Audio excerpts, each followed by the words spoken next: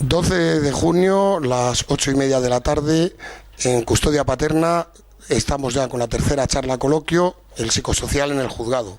Tenemos mucha ilusión con esta charla porque cuando uno tiene un problema de estos de familia, principalmente se va al abogado. Que sí es necesario un abogado, pero se desconoce mucho que se hace una prueba pericial en los juzgados cuando hay hijos menores de edad, que se llama psicosocial, que le hacen un psicólogo y un trabajador social, y normalmente los padres y las madres suelen desconocer qué es lo que hacen. Entonces hemos pedido a Beatriz Herrero, nuestra psicóloga colaboradora de Custodia Paterna, y a Jesús Jiménez, nuestro trabajador social, también colaborador de la asociación, que nos den esta charla coloquio, con lo cual, sin más, les vamos a dejar 10 minutos cada uno y luego los vamos a preguntar, todo lo que se nos ocurra. Vale, muchas gracias por hacernos la charla.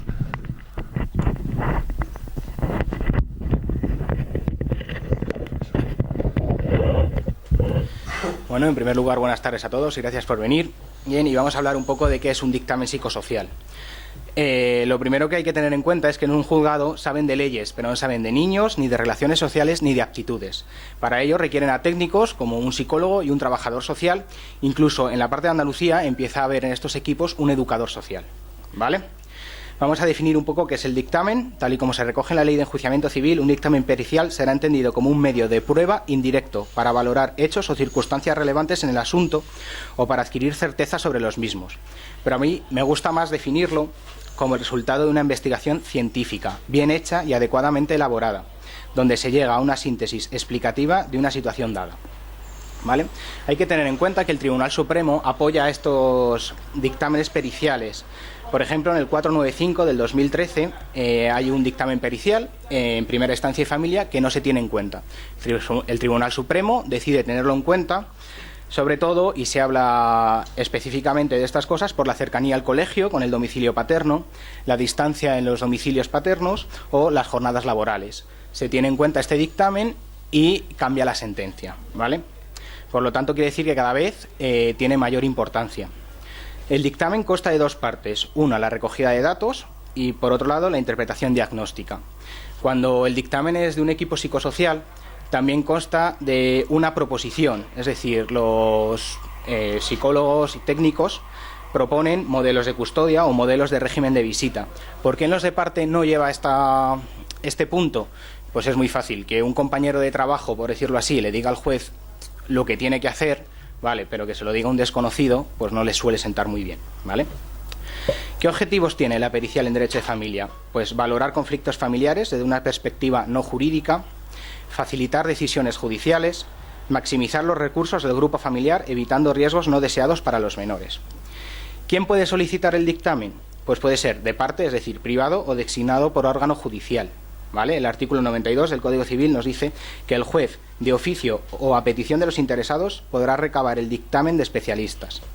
¿Cuándo se puede pedir un dictamen?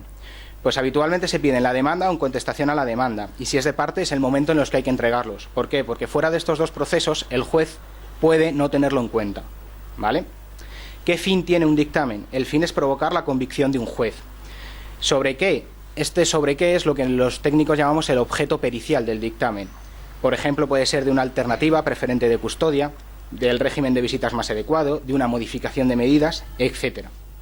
Hay que tener en cuenta que el dictamen es determinante, pero no vinculante. ¿Qué quiere decir esto?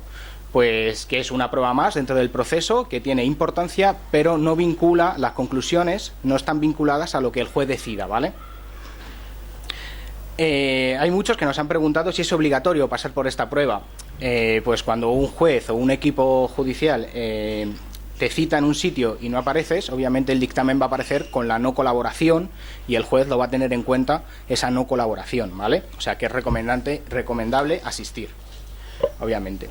Dentro de este equipo, ¿qué funciones tiene el trabajador social? Bien, el trabajador social tiene como objetivo garantizar el bienestar social de los menores en el caso de custodias o dar un análisis objetivo al juez de la situación dada en relación con el objeto que se pide, ¿vale? Para, grosso modo, y que nos entendamos todos, ¿qué se pide en el dictamen, en la parte social? ¿Qué datos recoge el trabajador social? Pues lo primero que recoge es un genograma. ¿Qué es un genograma? Un esquema de la familia para que el juez se pueda hacer una idea, es decir, los que viven en el núcleo familiar o incluso de 3 generaciones si fuera necesario, ¿vale? De hasta 3 generaciones si fuera necesario. Después, la historia de antecedentes sociales, es decir, cómo era la vida familiar antes de esa ruptura o antes de ese hecho en el que estamos estudiando, ¿vale? La situación familiar actual, ¿cómo es ahora? Ejemplo, Juan y María se separan, todavía no hay unas medidas provisionales, todavía no ha habido una sentencia firme. ¿Qué es lo que se hace? Pues, ¿quién se ha quedado en la casa? ¿Dónde viven los menores? Si esto ha sido con María, raro, pues entonces, Juan, ¿dónde vive? ¿Con quién vive? ¿Qué relación o régimen de visitas tiene? ¿Vale? Con los menores, etcétera. Después de esto vendría el punto de datos de salud. ¿Qué cobertura sanitaria tienen, ya sea pública o privada? Si hay enfermedades, si hay discapacidades, si hay algún cierto grado o nivel de dependencia, alguna invalidez, tratamientos médicos si los hubiera, intervenciones quirúrgicas que puedan ser relevantes y demás cosas que sean importantes para el objeto que se lleva, ¿vale? En el siguiente hablaríamos del área laboral, los niveles de instrucción del padre, de la madre, de lo que se esté estudiando, ¿vale? El trabajo que tiene, qué tipo de contrato es, antigüedad en la empresa, si está sometido a turnicidad,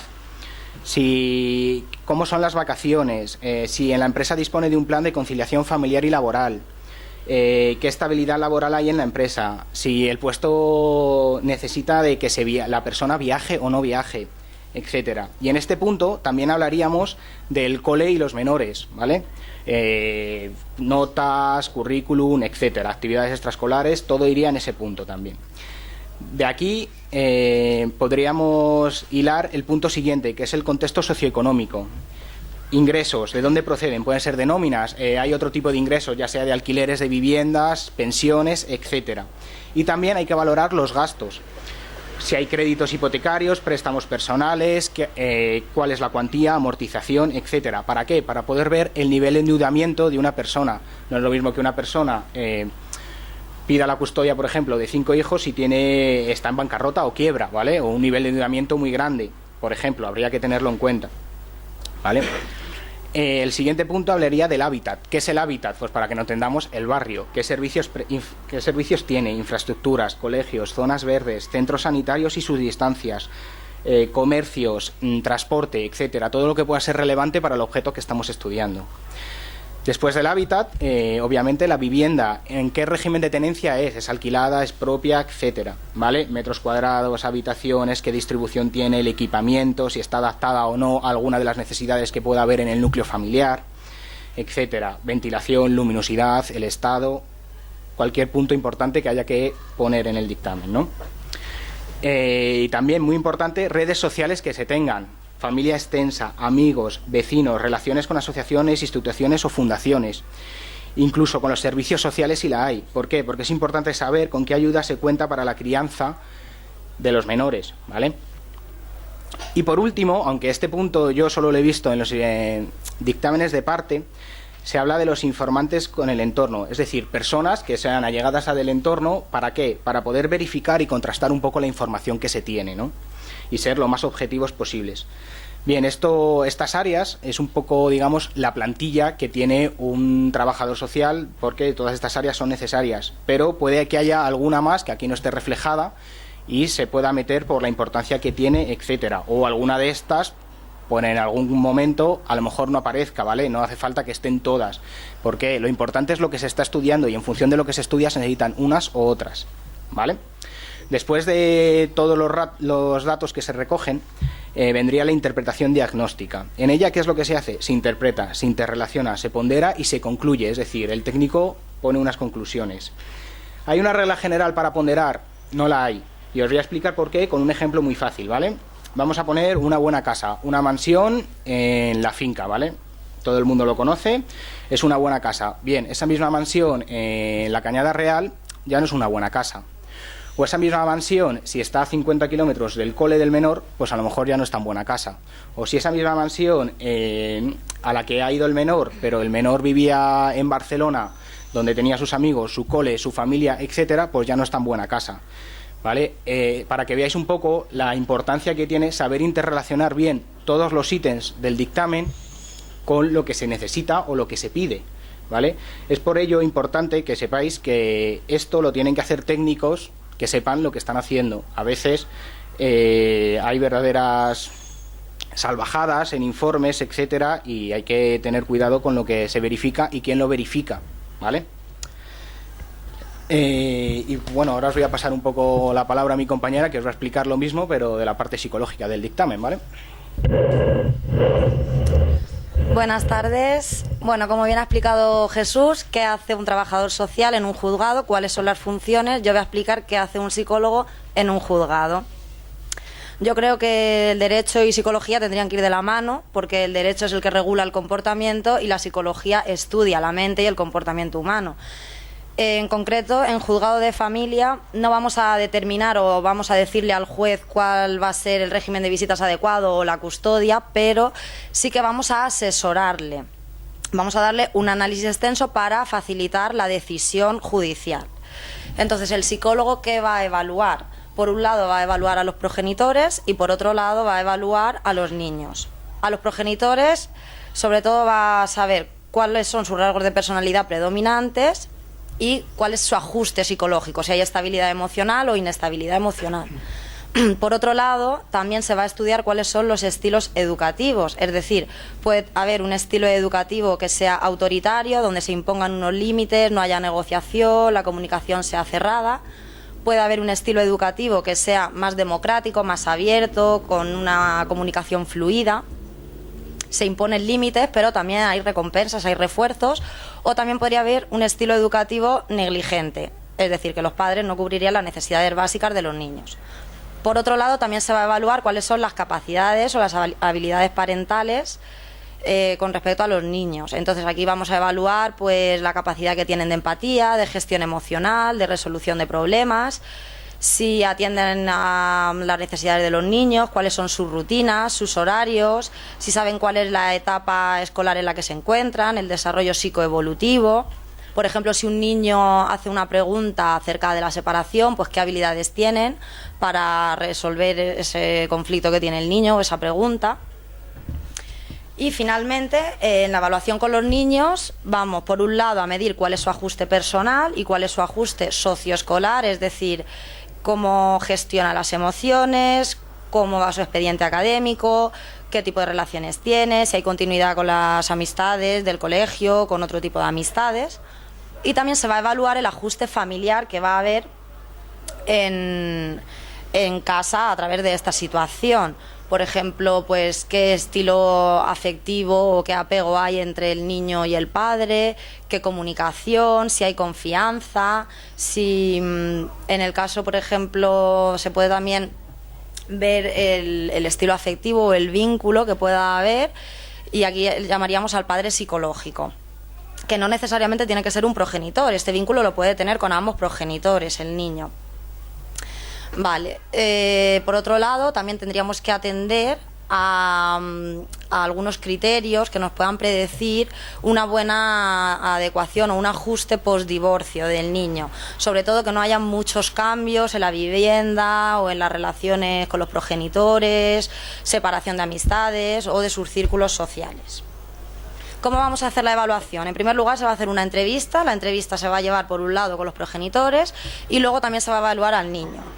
Los niños que sean menor de 3 años de edad normalmente no se les va a evaluar porque son muy pequeños. A partir de 3-4 años sí, siempre hay que atender al desarrollo psicoevolutivo. Entonces, entre los 3-4 años y los 8 van a estar presentes los progenitores.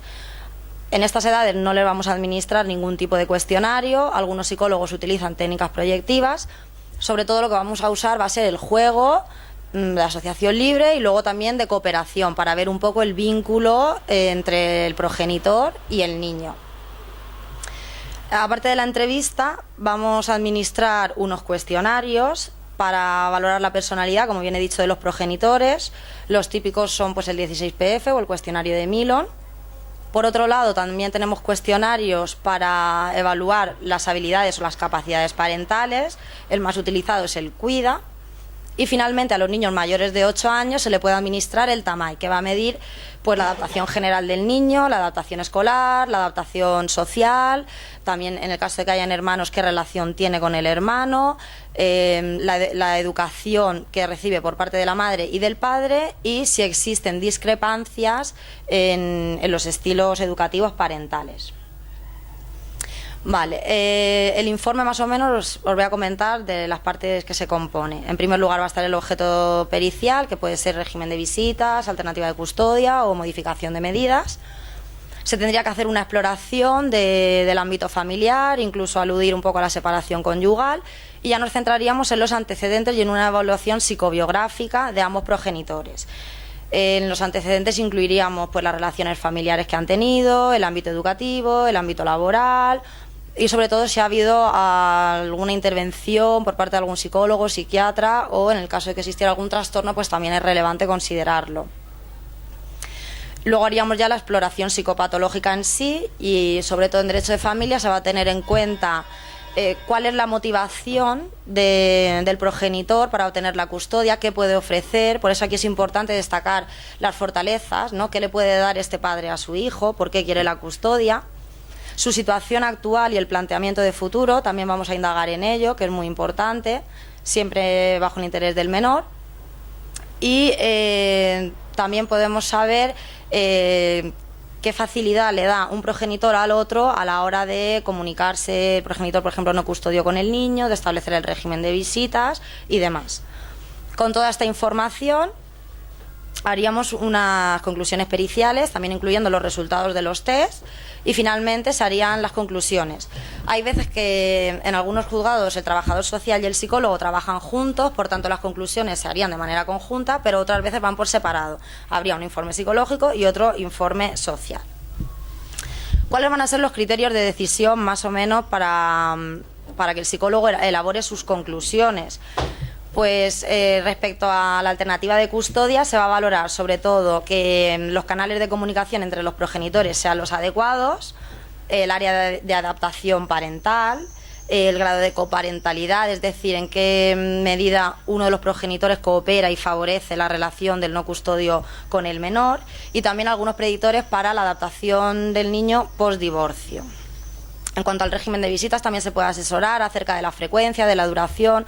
Por ejemplo, no es lo mismo un régimen de visitas para un niño que tenga 5 años o para un niño que tenga 15. Pues el niño de 5 años sí que necesita unas visitas más frecuentes, y el adolescente incluso a veces ya se puede negociar con él y puede ser él el que puede proponer las visitas, ¿no? Hay que ver siempre la preferencia del menor. También si hay hermanos, pues tenemos que intentar que los hermanos no se separen, aunque en algunos casos también se puede dar que cada uno de los progenitores se quede con la custodia de uno de los hijos. Y en modificación de medidas, sobre todo, vamos a ver si han cambiado las circunstancias, si no ha habido una buena adaptación por parte del menor o si ha habido alguna disfuncionalidad en el ejercicio de la custodia que estaba establecida hasta el momento. Bien, para la custodia compartida en sí, hay algunos criterios que la pueden favorecer y otras que la pueden dificultar. Por ejemplo, la pueden favorecer si los padres están comprometidos, están implicados con los menores, están de acuerdo los dos en cooperar, en colaborar, en llevar a cabo este tipo de custodia. Y sobre todo tiene que haber un buen canal de comunicación entre ellos y favorecer la relación entre el niño y el otro progenitor.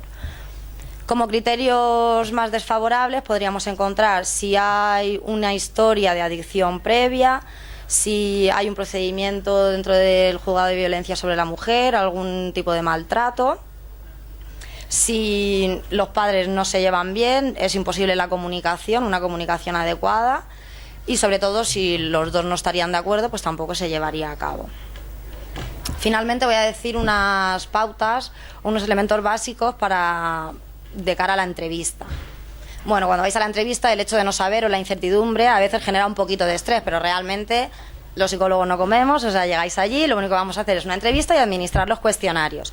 Entonces yo recomiendo pues que cuando os citen, como bien ha dicho Jesús, no es obligatorio, pero si no asistís y estáis citados sí que se va a tener en cuenta y se le va a decir al juez que no habéis asistido. Entonces yo simplemente os diría que tengáis una actitud colaboradora, cooperativa, activa, que llevéis pues una adecuada vestimenta, una higiene adecuada, que sobre todo seáis lo más sinceros posible, que haya coherencia entre lo que decís y lo que hacéis, porque esto también luego se puede ver contrastado con los test que os administramos, que van a haber unos índices de fiabilidad y validez. Por ejemplo, puede salir que tendéis a dar una imagen muy favorable o una imagen muy desfavorable de vosotros mismos, y esto también se va a tener en cuenta. Sobre todo tenéis que resaltar las cualidades positivas que le vais a ofrecer a vuestro hijo, que destaca en vosotros, e intentar evitar hacer o hablar despectivamente acerca de la otra persona, porque ni os beneficiáis vosotros ni vais a beneficiar al menor. Siempre intentar mostrar el interés del menor, separar los intereses conyugales con los intereses que tenéis respecto al menor, intentar no dificultar la comunicación con el otro progenitor, porque al final uno es el padre y otro es la madre y el niño está en medio, y facilitar los datos que se os pidan. Además, en el caso de que los niños sean menores de 8 años y vayan a evaluar la interacción y el vínculo que tenéis con él, yo os recomiendo que intentéis ser lo más naturales posibles y que hagáis las conductas típicas que hacéis cuando estáis con vuestros hijos.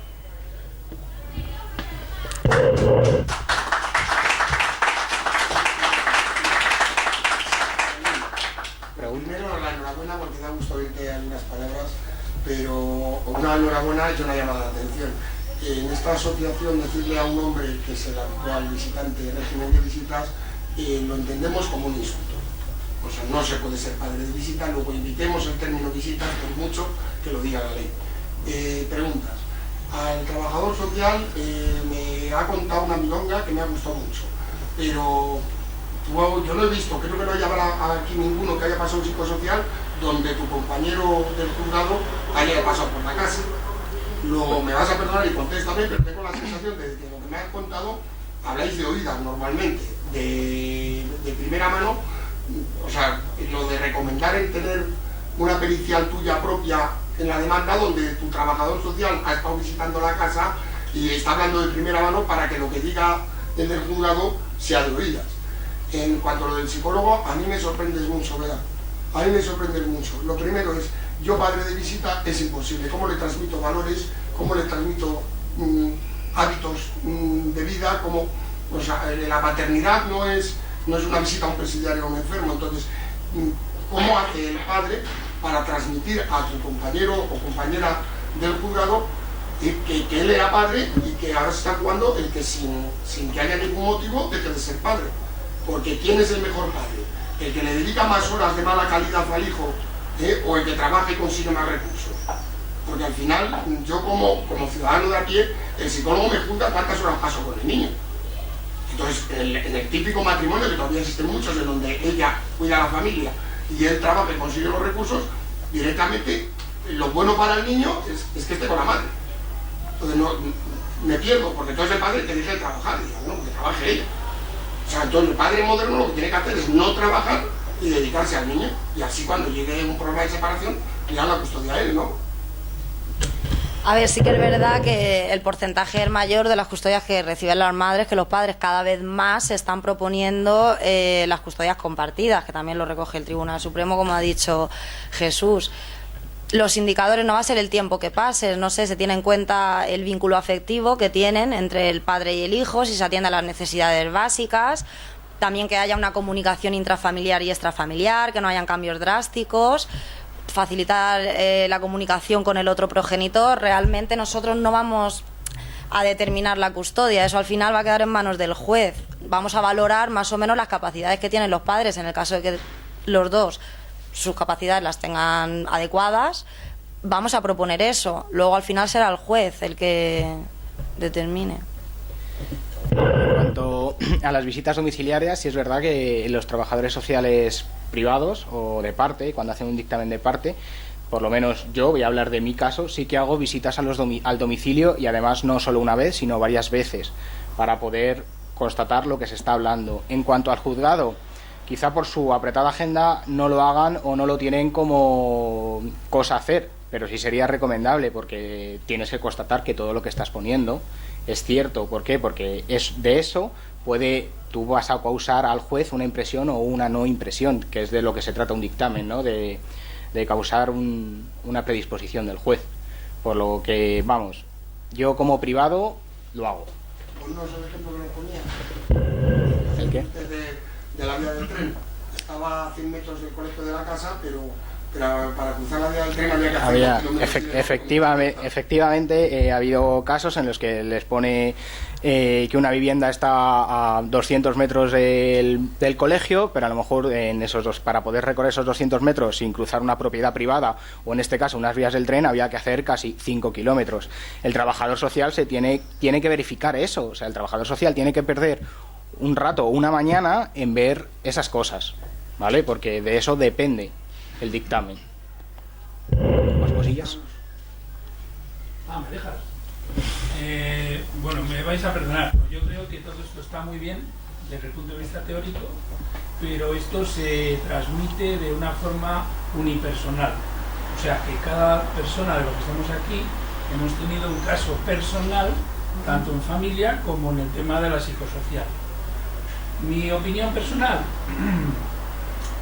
pues que debe ser que la lotería que me tocó a mí respecto del juzgado, pues ha sido una falacia, porque tanto la psicóloga, que tengo denunciada durante 7 años seguidos en el colegio profesional correspondiente, como no se ajustaron en nada a la realidad, y todo era un mecanismo que le sirviera de base para que su señoría, si quisiera, se apoyara. Y es evidente que en mi caso, su señoría se saltó todo, siempre. Porque todos los artículos de no separar hermanos, etcétera, etcétera, sin justificación real y afectiva, lo hizo. Por eso hace muy poco, hace un mes que he tenido la última, he hecho que su señoría disfrutara en directo de 2 tíos de 20 y tantos años y le pusieran las pilas. A ver si le ha servido para algo. ¿Tú, Carlos, llevaste experiencia de parte? Sí, yo lo hice. ¿Tú un trabajador? Sí, yo lo hice todo. No uno, 2. Es el Francisco Muñoz, me parece que se llama el psicólogo, y él se buscó un ayudante. Y anteriormente había llevado otro que se quedó asombrado de la situación psicológica del hermano mayor. Y en los 2 informes, y no se habían visto los psicólogos, dijeron lo mismo. Pero la famosa Sonia, creo que se llama, la del 22, pues eso se lo pasó, y lo que hizo fue un corta y pega con un caso en el mismo juzgado de otro padre que tenía 2 niñas y cambió nombres de niñas por niños. Y bueno, pues esa es la realidad. Yo entiendo. ¿Cuál es la pregunta? La pregunta, pues que yo entiendo que debería ser más humanística que tecnificada, porque su señoría quiere términos profesionales, como yo también soy perito de juzgado, donde yo le digo cosas del ladrillo, y entonces claro, dice el perito ha dictaminado tal cosa técnica, por ahí voy. Ahora, si la base de los estudios estuvieran desde un punto de vista humanístico, cosa que no se trata madre, padre, niños, como se quiera ver, sí, esto es muy fácil de pillar. Carlos. Vale, ya te digo. Pero, a ver, yo creo que precisamente por eso cada vez más recurren a psicólogos y a trabajadores sociales para que se humanice un poco. Sí, que no simplemente se queden las leyes, claro, luego ya depende de lo que dicte el juez. Ahí nosotros no podemos hacer nada porque, como hemos dicho, no es vinculante. Ya lo sé, discúlpame, por eso he visto la sobrecarga humanística en el trabajo, más que la técnica de que me ha salido en el test que le he hecho, no sé qué, no, mire usted, a pesar de todo, es evidente que hay una tendencia humana de esta manera o de la otra. No te oye, no va a quedar grabado. Es evidente que hay una situación de tendencia humana. Que trae las preguntas porque no se oye. Bueno, pues yo creo que he terminado, le puedo dar más vueltas, pero para que echarle más marro. Sí, yo estoy totalmente de acuerdo. Yo tengo preguntas de información y de opinión. Has comentado, Beatriz, que hay una prueba que es la que mide capacidades parentales, que es el CUIDA. Entonces, un poco para los posibles usuarios del servicio, pues sí que me gustaría que les explicaras un poco cuál es la metodología que se sigue, de qué manera, cómo afrontarla, un poco por lo que has comentado de no dar una imagen que te lleve a una alta deshabilidad social. También para Jesús hablaba de cómo se observan determinados factores. Para mí hay uno, desde mi experiencia, importantísimo, que es el vínculo con el menor, es decir, cómo observamos ese vínculo, si hay algún tipo de metodología al uso. Y una de opinión, que sí que os pido que os mojéis. Es decir, nos has hablado, Beatriz, y también Jesús, de unas entrevistas, de pasar unos test en una mañana. Si no creéis que todas esas pruebas no requerirían un mayor tiempo para que fueran realmente efectivas, porque estamos hablando de un carácter pericial, el carácter pericial nos marca la ley de funcionamiento civil en qué términos tiene que hacerse, y si no consideráis que ese tiempo de una mañana, de unas horas, no queda corto. Vale, a ver, normalmente no se hace solamente en una mañana, incluso a veces se suelen hacer 2 entrevistas en 2 mañanas diferentes, sobre todo si se pasa a cuestionario de personalidad o se pasa al cuida. Más aparte, cuando se evalúan a los niños, el progenitor vuelve, o sea que al final incluso pueden llegar a haber 3 entrevistas. Si no hay más, también es porque estamos un poco limitados en los juzgados. Si es de parte, podemos utilizar mucho más tiempo, podemos estar más tiempo tanto con el progenitor como con el menor, y la evaluación sería más extensa, pero también es verdad que si estás adscrita a un órgano judicial te tienes que ceñir un poquito a lo que te dicen.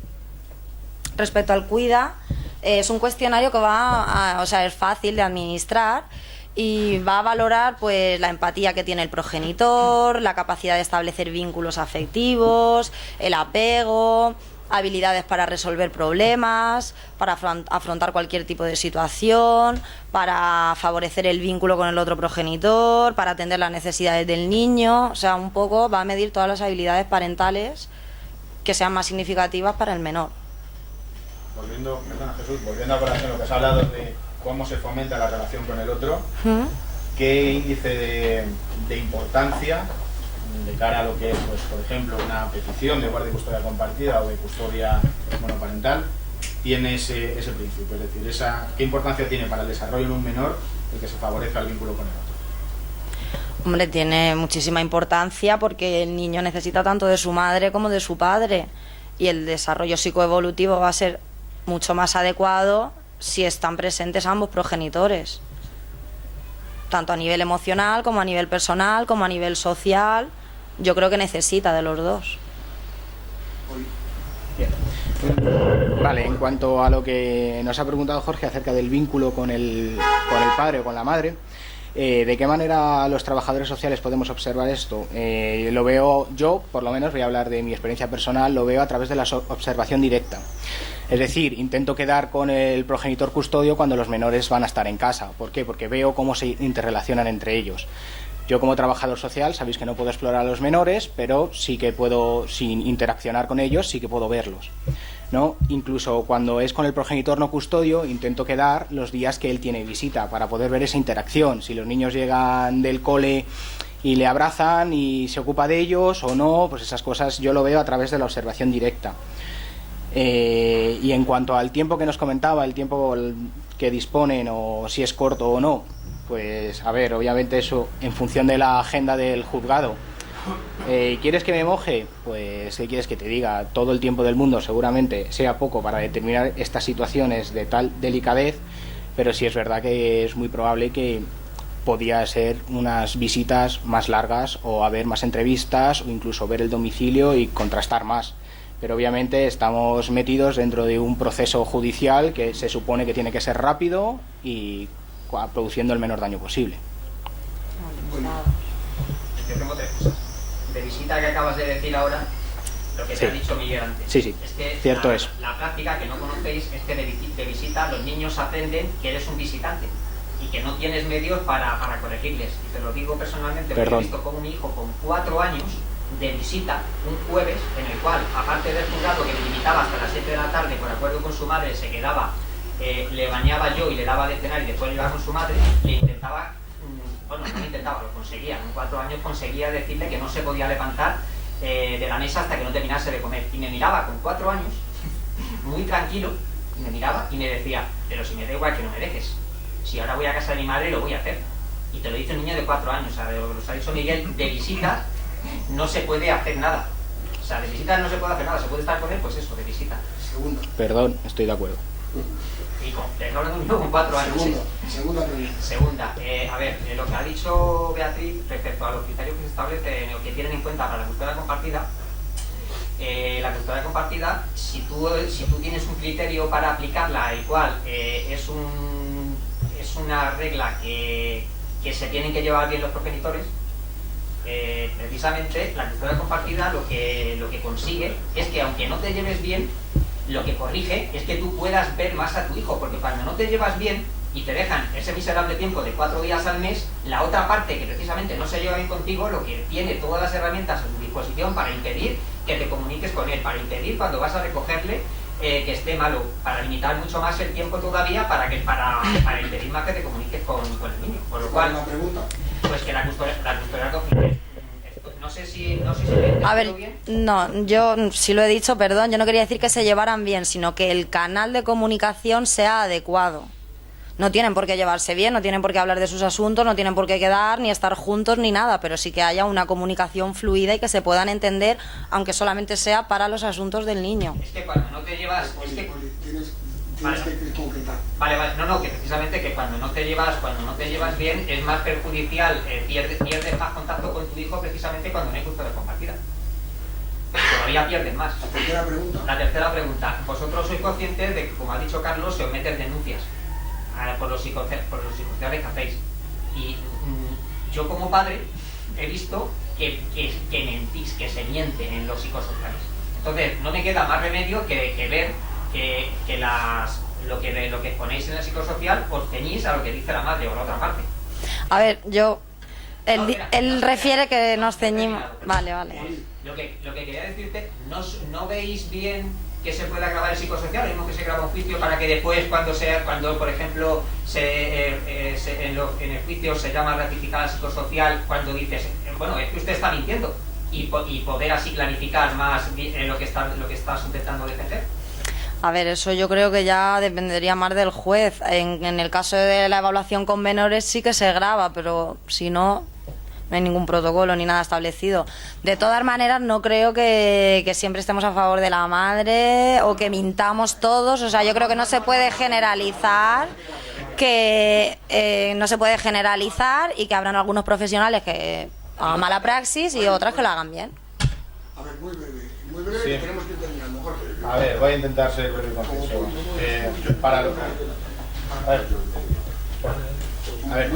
Pregunta doble. En este caso, hablando del mal llamado SAP. No del SAP, porque sabemos que no existe, pero sí de la manipulación o de imbuir ideas a un menor con una finalidad. ¿Existe tanto desde el ámbito de la psicología como desde el ámbito del trabajo social alguna herramienta con la que pueda determinarse la existencia de esa manipulación? A nivel psicológico no, de hecho no hay ninguna entidad que lo recoja, ni la Asociación Americana de Psiquiatría, ni la Organización Mundial de la Salud, no está recogido en el DSM-4, no está recogido en el CIE-10, por tanto, sí que es verdad... Para que me digas si en alguno de esos documentos está recogido el síndrome de Estocolmo, que parece el secuestrado... El síndrome de Estocolmo en el DSM-4 sí. Sí. No, ¿por qué no? Y el síndrome de Magus, que acumula mierda en su casa. El síndrome de Diógenes. De Diógenes, no, es que la afirmación que ha hecho el letrado de que sabemos de que el SAP no existe, como no existe el síndrome de Estocolmo y como no existe el síndrome de Diógenes. A ver, el síndrome no está recogido, pero sí que es verdad que puede haber una influencia o uno de los progenitores puede sugestionar al niño. De hecho, también los psicólogos eso lo evaluamos, porque muchas veces, pues a lo mejor un niño de 5 años te dice cosas que no son apropiadas de su edad. Y eso pues ya infieres que son las mismas palabras que te había dicho la madre en la entrevista, o el padre, por ejemplo. O también si se pone de parte del progenitor que ve más débil, o si a lo mejor no quiere saber nada del progenitor paterno, por ejemplo, o de toda la familia, ni de tíos, ni de abuelos, ni de primos. O sea, sí que van a haber algunos indicadores, pero no hay una fiabilidad, una validez 100%. Entonces, que únicamente puede determinarse con las entrevistas. En este caso, sí. Sí, José Antonio, muy breve, José. Yo, sí, a ver si me decís algunos hechos o casos concretos anónimos que hayan supuesto luego en el informe que no se recomiende la custodia compartida. Que no se recomiende. Ejemplos de hechos concretos o situaciones. Por ejemplo, como yo he dicho, una custodia compartida va a ser muy difícil que se recomiende si uno de los progenitores tiene una adicción, alguna sustancia estupefaciente, por ejemplo, pues es raro que se dé. O si han habido antecedentes delictivos, o si hay por parte de uno de los progenitores riesgo de peligrosidad o de reincidencia. Y también, pues en el juzgado de violencia sobre la mujer se entiende que ha habido un maltrato previo y en un principio es difícil ofrecer una custodia compartida, pero... Si el violencia de género estás absuelto, no tienes adicciones y no sé qué otra cuestión has planteado tampoco. Entonces sí que se podría proponer. ¿Y por qué no se propone? Pues todavía parece que no le llega mucho a los jueces, cada vez más sí que la van proponiendo, se habla más de ello, pero no sé, supongo que todo cambio conlleva un tiempo. Progresivamente sí que parece que se va introduciendo y ojalá sea rápido y cada vez se den más custodias compartidas. O sea que después de divorciarte te puedes dar a los porros y al alcohol. A ver, Javier. No, también se evaluaría, después también. La pregunta que estamos tratando. A colación de lo que ha hecho Hipólito, me quiero referir a Beatriz. O sea, yo como padre, para poder conseguir la custodia compartida, han mencionado, o he querido entender, que uno de los requisitos fundamentales es tener un buen cauce de comunicación con la madre. Vamos a ver, en mi caso particular, mi Muy madre, breve, Javier. sí, me denuncia, ya me explicarás cómo me puedo yo llevar bien con ella. ¿Cómo puedo conseguir la custodia compartida si estoy totalmente cabreado con mi querida mujer? Bueno, pero independientemente de que estés cabreado, yo ya he dicho que hay que separar los intereses conyugales de los intereses del menor. Claro, mientras que esté en un procedimiento de violencia de género, es que ya partimos de ahí, ya es mucho más difícil. Pero después, si tú estás cabreado con tu mujer, me parece muy bien, porque quizás tengas los motivos para cabrearte, pero eso es independiente de la comunicación que tú tengas con ella, solo para dirigirte en temas relacionados con el hijo. Entonces tienes que luchar por la custodia paterna. Puede luchar por la custodia paterna, ¿por qué no? A ver, si queda una pregunta muy breve porque estamos cerrando ya. Es de lo de los canales de comunicación. Yo tengo custodia compartida antes de salir la sentencia, después de salir la sentencia, y ahora mi canal de comunicaciones, mensaje de texto o WhatsApp, ¿es un canal adecuado? Pues dentro de lo que cabe, sí. O sea, un canal que no es adecuado, por ejemplo, es que tenéis que ir a un punto de encuentro para hacer no sé, para llevar a los niños o para recogerlos, o que se tenga que hacer a través de terceras personas, mientras que tú te comuniques, da igual que sea vía mensaje texto, email o por teléfono, pero ya hay una comunicación adecuada. A mí me gustaría, para cerrar, aunque no parada la máquina ya habléis lo que veáis, el que de alguna manera nos convencierais a los padres de la necesidad de llevar una pericial de parte. O sea, de la importancia, le decía en el caso de Jesús, pero me voy a referir ahora al caso de la psicología, de lo que en muchos países que llevan muchos más años divorciándose que nosotros, que eres el progenitor más adecuado. O sea, que eres el que más respeta la relación con el otro progenitor, que eres y la necesidad de que lleven la pericial de parte, porque tú lo has dicho, en 4 o 8 horas máximo que te dedique la pericial del juzgado, no van a haber cosas que si vosotros, me gustaría que defendierais la necesidad de ir con una pericial de parte a la demanda o a la contestación de la demanda. Bien, pues lo que primero yo creo ahí en este caso, yo diría que creo que es más recomendable por el mero hecho de que tenemos mucho más tiempo, todo el tiempo del mundo, para poder dedicárselo a los niños, etcétera. Y además, cuando uno lleva una pericial de parte, últimamente se está viendo que hay una predisposición o una fe en el que la lleva, es decir, que el juez lo está teniendo digámoslo como de buena manera, que le lleve una pericial de parte de primeras, como que no hay nada que esconder, porque luego lo único que hace o lo que debería hacer el equipo del juzgado es ver si es verdad, ¿vale? Y trabajar conjuntamente. Eso es lo que debería de ser. No sé si Beatriz quiere decir algo más.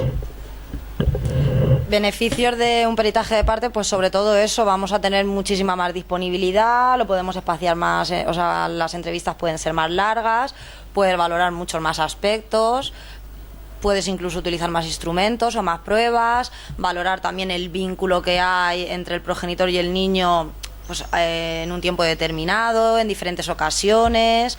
Entonces sí que es verdad que la valoración va a ser más exhaustiva, pero hay veces... He visto compañeros tuyos y compañeras que se ponen a disposición de su colega o del perito del juzgado para que si lo tienen a bien, mandarles todo lo que habéis hecho como perito de parte, ¿no? ¿Y se pueden poner de acuerdo? No, de acuerdo no, pero que sea a disposición de los peritos judiciales para pasarles todos los datos que tenéis vosotros y todo lo que habéis hecho. A ver si el perito que esté adscrito al órgano judicial sí que puede pedir pruebas, igual que puede pedir informes psicológicos si los han habido, o informes en el colegio, por ejemplo, para los niños. En el caso de que ya hubiera habido un peritaje de parte, también se podría solicitar esa información. Bueno, pues ahora te van a seguir preguntando, vamos a cortar la grabación.